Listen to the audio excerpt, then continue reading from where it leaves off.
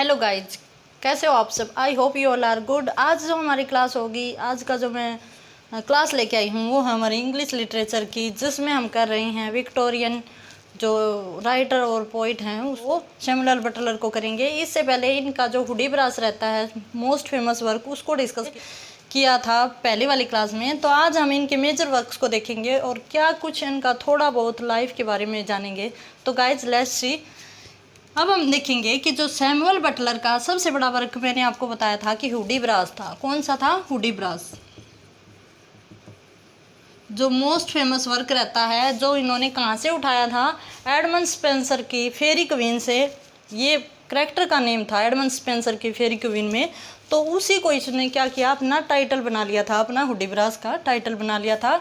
और काफ़ी इंटरेस्टिंग ये स्टोरी रहती है हुडीब्रास की, जो कि प्रोटोगोनिस्ट इसका जो मेन कैरेक्टर है वो है हुडीब्रास।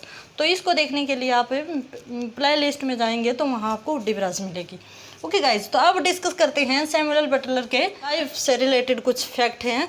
तो ये कैसे राइटर थे? ये एक तो थे क्रिटिक थे। कौन सी सोसाइटी से, कौन से एज से बिलोंग करते हैं? तो वो हमारी एज है वो है विक्टोरियन। विक्टोरियन एज से ये बिलोंग करते हैं। और एक क्रिटिक हैं, एसेइस्ट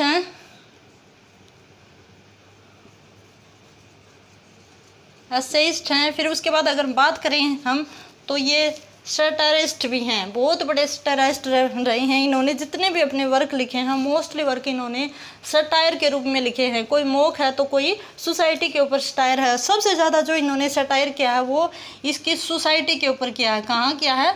सोसाइटी के ऊपर सटायर किया है। क्योंकि ये जो सैमुअल बटलर थे ये क्रिश्चियन थे, ये चर्च से बिलोंग रखते थे। चर्च में ये मेंबर थे, चर्च से जुड़े हुए। तो इनका जो फोकस रहता है वो प्यूरिटन और विक्टोरियन सोसाइटी के ऊपर रहता है। इन्होंने बहुत ज़्यादा स्टायर किया है प्यूरिटन के ऊपर और जो विक्टोरियन सोसाइटी है इसके ऊपर इन्होंने सटायर किया है। अब हम बात करते हैं तो ये एक नॉवलिस्ट भी रहे हैं। इन्होंने अपने जितने वर्क लिखे हैं, मोस्टली वर्क लिखे हैं, तो वो किस में लिखे हैं? नॉवल में लिखे हैं। तो नॉवलिस्ट, क्रिटिक एंड एसेइस्ट थे। कौन थे? सैमुअल बटलर थे। इनका लाइफ शेड्यूल हम देखते हैं तो है 1835 टू 1902 इनका लाइफ स्पेंड रहा है।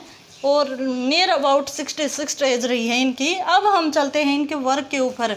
और जो ये सैमुअल बटलर हैं ये क्या थे? गॉड में विश्वास करने वाले थे। इनको नेचर और गॉड में विश्वास था बहुत ज़्यादा। साइंटिफिक नहीं थे ये किसमें विश्वास करते थे? गॉड में और नेचर में। कि गॉड ने, भगवान ने न केवल सजीव जो लाइव थिंग है उनको बनाया है, बल्कि जो अननोन लाइव थिंग है उनको भी इन्होंने बनाया है। तो भगवान में इतना ज़्यादा इनका विश्वास था। अब गाइज इनके वर्क के ऊपर चलते हैं। तो सबसे पहला जो वर्क रहता है, जो सेमी बायोग्राफिकल वर्क है, वो कौन सा है?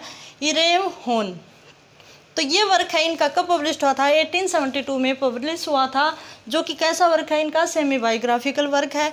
तो इनकी जो लाइफ से रिलेटेड फैक्ट को इन्होंने इसमें डाला है। लगभग ये 1865 से लेकर 1872 तक लिखा गया था ये वर्क। और सबसे पहला पब्लिश्ड वर्क भी यही है। अब दूसरी बात करते हैं, the way of the flashes, जो कब पब्लिश्ड हुआ था? 1903 में पोस्थमस पब्लिश्ड हुआ था इनकी डेथ के बाद। इनकी डेथ कब हो गई थी? 1902 में इनकी डेथ हो गई थी। तो डेथ के बाद इनका पब्लिश्ड हुआ था the way of the flashes. अब बात करते हैं लाइफ एंड हैबिट्स, जो इनका वर्क है सेकंड पब्लिश्ड वर्क 1878 में पब्लिश्ड हुआ था। फिर उसके बाद हम बात करते हैं इवोल्यूशन ओल्ड एंड न्यू। ये जो इनका वर्क रहता है इसके ऊपर काफ़ी क्रिटिसाइज किया है। जो अलग राइटर हैं या साइंटिस्ट हैं उन्होंने बहुत ज़्यादा क्रिटिसाइज किया है इस वर्क को। किस वर्क को? Evolution old and new work को क्रिटिसाइज किया है। किन्होंने किया है? साइंटिस्ट ने किया है। जो साइंटिस्ट थे उन्होंने भी किया है और अलग से जो राइटर थे उन्होंने भी किया है। कब पब्लिश्ड हुआ था? 1879 में ये पब्लिश्ड हुआ था। अब नेक्स्ट फिफ्थ वर्क की बात करते हैं, the elephant in the moon. जैसा कि नाम से ही पता चल रहा है कि ये कैसा वर्क है? मोक सटायर है। ये कैसा है? मोक स्टायरिकल वर्क है इनका। जो कब पब्लिश्ड हुआ था? 1876 में पब्लिश्ड हुआ था। इसमें इन्होंने हंसी मजाक में ही मोक किसको बोलते हैं? जिसमें हंसी मजाक के थ्रू व्यंग्य किया गया हो। ठीक है। तो मॉक स्टायर क्या आता है, जिसमें मजाक मजाक में व्यंग्य किया गया हो। ठीक है गाइज, मॉक स्टायर का यूज ड्राइडन ने भी किया है, पोप ने भी किया है मॉक स्टायर का। अब हम बात करते हैं नेक्स्ट दी फेयर हेवन। इनका नेक्स्ट वर्क रहता है, पब्लिश्ड हुआ था 1873 में पब्लिश्ड हुआ था, जो कि ऑल्सो ए सटायर है। अब नेक्स्ट है इनका जो वर्ल्डली फेमस है, translation of Odyssey and island. जो होमर के वर्क थे, होमर से इनकी बनती नहीं थी, होमर की बातों को ये मानते नहीं थे, लेकिन फिर भी उनके जो पुराने जो इनके वर्क रहे हैं आइलैंड एंड ओडिसी, इनको इन्होंने क्या किया है, ट्रांसलेट किया है लैटिन लैंग्वेज से, ग्रीक लैंग्वेज से इन्होंने किस में ट्रांसलेट किया, इंग्लिश लैंग्वेज में। किस में किया, इंग्लिश लैंग्वेज में इन्होंने ट्रांसलेट किया, क्योंकि सैमुअल बटलर थे, वे क्या थे, इंग्लिश मैन थे, इंग्लिश राइटर थे। ओके गाइज, और एक और इनके लाइफ से जुड़ा फैक्ट मैं बता दूं कि ये एक छोटे से गांव से उठकर इनकी जो हायर एजुकेशन थी वो कहाँ पूरी हुई थी, कैम्ब्रिज यूनिवर्सिटी में हुई थी। इतनी बड़ी यूनिवर्सिटी में पूरी हुई थी। इनके फादर चाहते थे कि ये चर्च में काम करे, लेकिन इनका इंटरेस्ट नहीं था, बट पता नहीं टाइम क्या कुछ करवा देता है, तो बाद में ये मेंबर भी बन गए थे चर्च के। इनका इंटरेस्ट नहीं था, लेकिन फिर इनका इंटरेस्ट हो गया। भाई ये तो आप जानते ही हो, जैसे जैसे टाइम गुजरता जाता है तो पता नहीं चलता किस साइड हमारा जीवन का रुख मुड़ जाए। इंटरेस्ट भी चेंज हो जाते हैं बंदे के, और नेचर भी चेंज हो जाता है, टाइम के अकॉर्डिंग होना भी चाहिए। अब नेक्स्ट बात करते हैं, साम ऑफ मोनेट्रियल एक पोइम रहती है इनकी। ये मैंने इसलिए ऐड किया, कई बार पूछ लिया जाता है, ये वर्क दे दिए, ये तो इनके क्या है, नॉवल है, और ये क्या है, पोएम है, तो एक इनको दे देंगे और पूछेंगे कौन सा वर्क ऐसा है जो कि पोएट्री है, प्रोज वर्क न होकर पोइट्री वर्क है। अब नेक्स्ट वर्क रहता है इनका unconscious memory. Unconscious memory publish हुआ था 1880 में पब्लिश हुआ था, जो कि इनका कैसा वर्क है, हम बोल सकते हैं जिसको हम साइकोलॉजिकल वर्क रहा इनका। ओके गाइज, अब हम कुछ बात करेंगे एक्स्ट्रा, थोड़ा सा मैं रब कर देती हूँ। एक वर्क है इनका काफ़ी फेमस, उसको भी देखते हैं थोड़ा बहुत। कभी इनके क्वेश्चंस करवाएंगे, जैसे वन लाइनर क्वेश्चन या फिर ऑब्जेक्टिव टाइप क्वेश्चन करवाएंगे, जैसे अब हम कर रहे हैं इसको थ्योरिकल कर रहे हैं। अब इनका वर्क था एक, God the known and God the unknown. ये इनका वर्क है, कैसा वर्क है, कलेक्शन ऑफ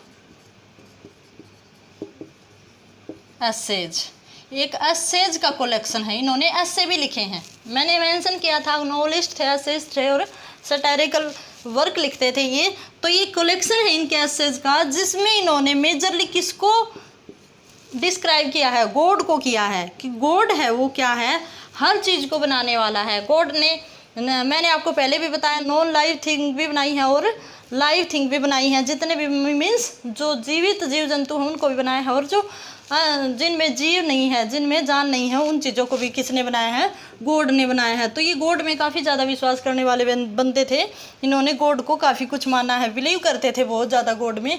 तो गाइज ये मैंने ओवरऑल आपको सैमुअल बटलर, जो कि विक्टोरियन एज से बिलोंग करते हैं, जो कि एक बहुत बड़े राइटर और मैं कहूँ तो ऑथर रहे हैं, और जिनका काफ़ी कुछ एग्ज़ाम में पूछा जाता है, किसी भी, चाहे हमारा D++ हो, KVS हो, NVS हो, या फिर HTET हो, कोई भी टेट हो जिसमें हमारा इंग्लिश सब्जेक्ट रहता है, तो इसमें से क्वेश्चन पूछे जाते हैं। विक्टोरियन एज के जो मोस्ट इम्पोर्टेंट मेजर राइटर रहते हैं सैमुअल बटलर रहते हैं।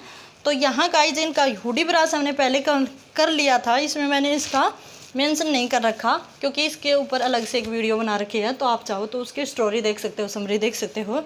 और अगर आपको मेरी क्लास पसंद आए तो इसको लाइक और सब्सक्राइब करना, और इसी के साथ हैव ए गुड डे।